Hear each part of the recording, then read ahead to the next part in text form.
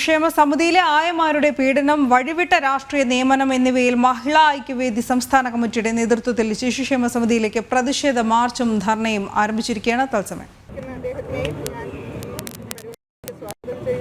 നമ്മുടെ സംഘടനയുടെ സംയോജകന്മാരിവിടെ എത്തിയിട്ടുണ്ട്. ജയൻ തങ്കപ്പൻ തന്നെ സ്വാഗതം ചെയ്യുന്നു. ഹിന്ദു മഹിളാ ഐക്യവേദിയുടെ എല്ലാ പ്രവർത്തകരെയും സ്വാഗതം ചെയ്തുകൊണ്ട് നിർത്തുന്നു. നമസ്തേ. അടുത്ത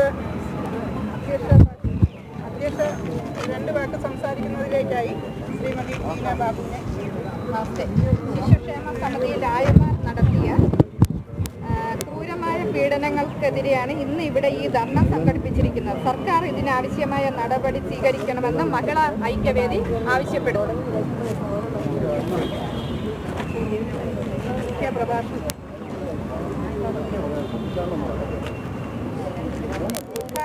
ഉദ്ഘാടനം നടത്തുന്നതിലേക്കായിട്ട് നമ്മുടെ സംസ്ഥാന സെക്രട്ടറി ആയിട്ടുള്ള ശ്രീമതി സൂര്യ പ്രമേശ്വരി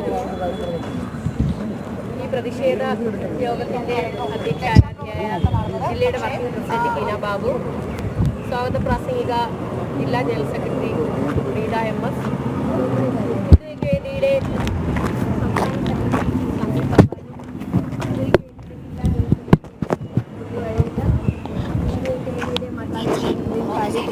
പ്രവർത്തകരെ, മീഡിയ സഹോദരങ്ങളെ, ഇന്ന് ഈ വെയിലത്ത് ഇന്ന് മഹിളാ ഐക്യവേദിയുടെ പേരിൽ ഞങ്ങൾ ഒരു കൂട്ടം അമ്മമാർ കേരള നവോത്ഥാന ഹിന്ദു ഐക്യത്തിലൂടെ എന്ന ആശയത്തിലൂന്നി പ്രവർത്തിക്കുന്ന കേരളത്തിലെ ഹിന്ദുവിൻ്റെ ആശയം ആവേശവുമായി മാറിക്കൊണ്ടിരിക്കുന്ന ഹിന്ദു ഐക്യവേദിയുടെ വനിതാ വിഭാഗമാണ് മഹിളാ ഐക്യവേദി.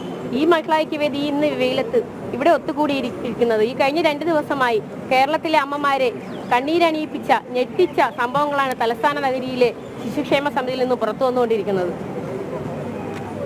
ഏതാനും ആഴ്ചകൾക്ക് 2 ആഴ്ചകൾക്ക് മുമ്പാണ് അമ്മ മരിച്ചു, പിന്നാലെ അച്ഛനും ജീവൻ ഒടുക്കിയത് കൊണ്ട് 5 വയസ്സും 2.5 വയസ്സും പ്രായമുള്ള 2 പിഞ്ചു പെൺകുഞ്ഞുങ്ങളെ ശിശുക്ഷേമ സമിതിയുടെ സംരക്ഷണയിലെത്തിച്ചത്.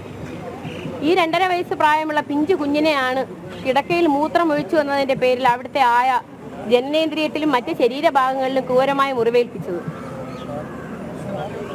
ഈ സംഭവം ഇവർ പോക്സോ നിയമപ്രകാരം ഈ 3 ആയമാരെക്കെതിരെ കേസെടുത്തു എന്ന് പറയുന്നു.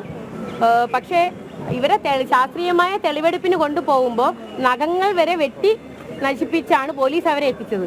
ഇതിൽ നിന്ന് നമുക്ക് സാധാരണക്കാർക്ക്